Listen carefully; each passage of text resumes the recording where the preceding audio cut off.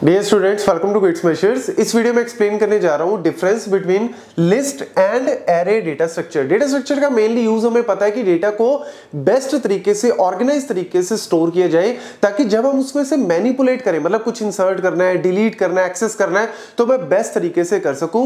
तो अगर हम बात करें लिस्ट की, तो लिस्ट बेसिकली क्या होती है? Dynamic in size. मतलब इसको हम फिक्स अमाउंट ऑफ साइज नहीं दे सकते। हम इसमें कुछ एलिमेंट को इंसर्ट कर सकते हैं, एलिमेंट को डिलीट कर सकते हैं। बहुत सारे एलिमेंट्स को इंसर्ट करेंगे तो ज्यादा मेमोरी रिक्वायर्ड होगी, तो यहां पे डायनामिक नेचर की होती है, आप इसको ज्यादा कम स्ट्रेच कर सकते हो। लेकिन जो एरे है ये क्या है? फिक्स्ड इन साइज है। मतलब जब हम क्रिएट करते हैं, साइज हमने दे दिया कि भैया ये साइज है एरे का, अब इससे ज्यादा नहीं बढ़ सकता। जो जनरली जो है वो ये सबसे पहला एग्जांपल है। तो बेस्ट तरीके से अगर देखा जाए, जैसे आपकी कॉन्टेक्ट लिस्ट है, कॉन्टेक्ट लिस्ट में क्या होता है कि यहां पे मैंने एलिमेंट्स हैं, उन एलिमेंट्स को मुझे ऐड करना है, ऐड करने के बाद मुझे कुछ एडिट करना है, कुछ एलिमेंट्स को डिलीट करना है। तो मैं ये सारे ऑपरेशंस तभी परफॉर्म कर सकता हूं जब मेरे पास एक बेस्ट डेटा स्ट्रक्चर अवेलेबल हो। अब शॉपिंग कार्ट का एग्जांपल ले लो। शॉपिंग कार्ट में क्या होता है, मुझे जैसे फेस्टिवल सीजन आ रहा है तो मुझे बहुत सारी आइटम्स को, बहुत सारी चीजों को खरीदना है, तो मैं शॉपिंग कार्ट को भरता जा रहा हूं, और जब मुझे लगा कि नहीं यार इसका प्राइस तो ज्यादा है,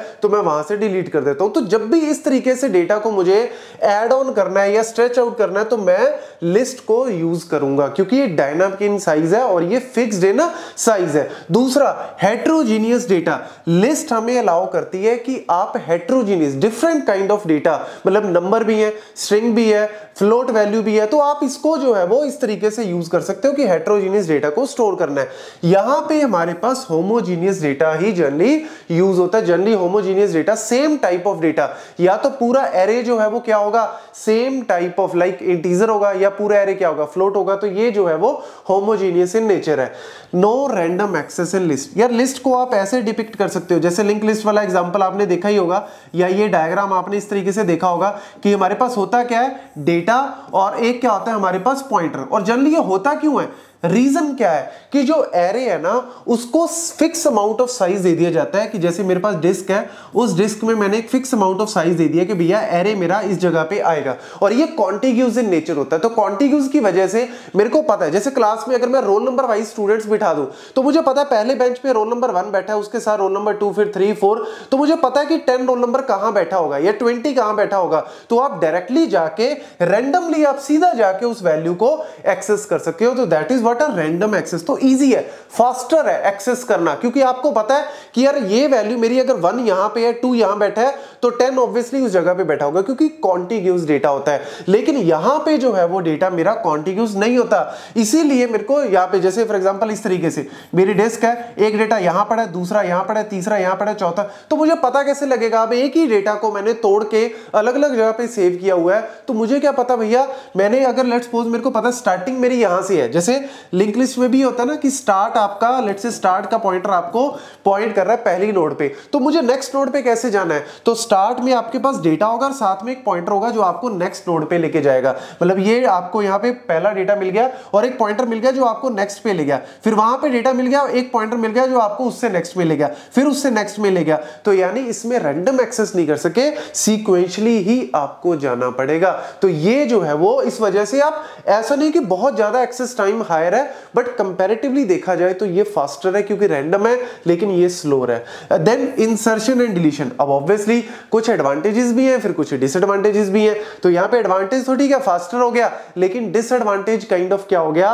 इंसर्शन डिलीशन प्रोसेस कॉम्प्लेक्स है। यहाँ पे इंसर्शन डिलीशन इजियर है। अब आपको यहाँ पे एलिमेंट डालना है, लेट्स सपोज मुझे यहाँ पे कोई एलिमेंट को इंसर्ट करना है, तो सिंपल क्या करना है, मुझे ये वाला पॉइंटर जो इसको पॉइंट कर रहा है, इसको यहां से हटाना है, इसको यहां से हटा के, मतलब इसको इधर मेरे को इस तरीके से मेरे को यहाँ पे ये वाला पॉइंटर यहाँ ऐड कर देना है, और ये वाला पॉइंटर मेरे को यहाँ ऐड कर देना, तो ये वाला एलिमेंट ऑटोमेटिकली इंसर्ट हो जाएगा।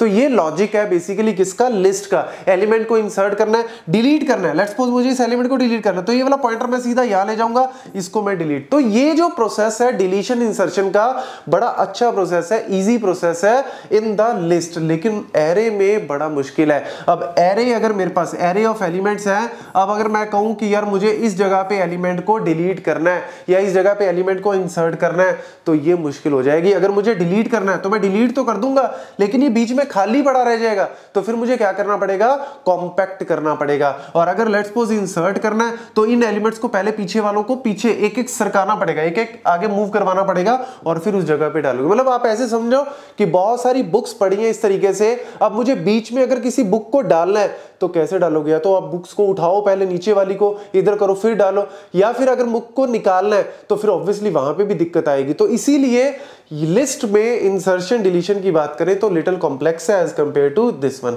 और यहां पे अगर लिस्ट में मतलब इजी है, लेकिन एरे में जो है वो क्या है, मुश्किल है। बिल्ड इन, पाइथन में जो लिस्ट है वो बाय डिफॉल्ट जो है वो बिल्ड इन है, आप डायरेक्टली जो है वो यूज कर सकते हो लिस्ट को एज ए लिस्ट, ठीक है। लेकिन जो आपका एरे है, एरे में डायरेक्टली जो है वो पाइथन में एरे नहीं होता।